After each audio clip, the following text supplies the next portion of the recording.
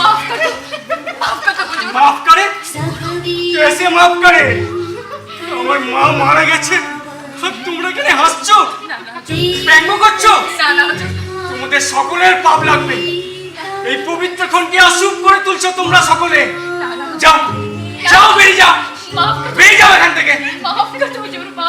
আমি পঞ্চায়েতে তোমাদের নাম তুলবো, দেখি তোমরা কিভাবে একটাও কাজ পাও। যাও যাও, বেরিয়ে যাও, বেরিয়ে যাও।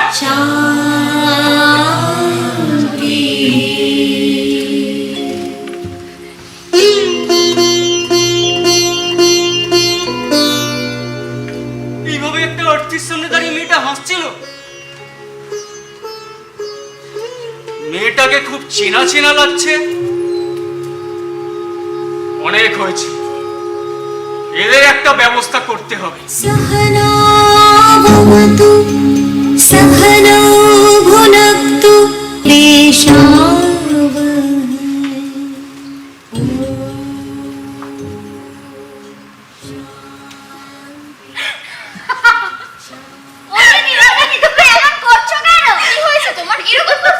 সত্যি তো, কেন করছো এরকম? বাবারে বাবা, প্রথম দিনেই তো বলেছিলাম মেয়েটার খুব তেজ। এই, কোনো কিছু প্রতিশোধ দিচ্ছ নাকি? প্রতিশোধই বটে, উঁচু জাতের মেয়ে তো আমাদের নিচু জাতের কষ্টটা বুঝবে কেন? কোথায় ওরা আর কোথায় আমরা? এখানে ঠাকুরদের মধ্যে খুব একতা। এরকম চলতে থাকলে এরপর তো আমাদের আর কেউ ডাকবেও না। করলে তোমাদের পেটের ভাত মারা যাবে।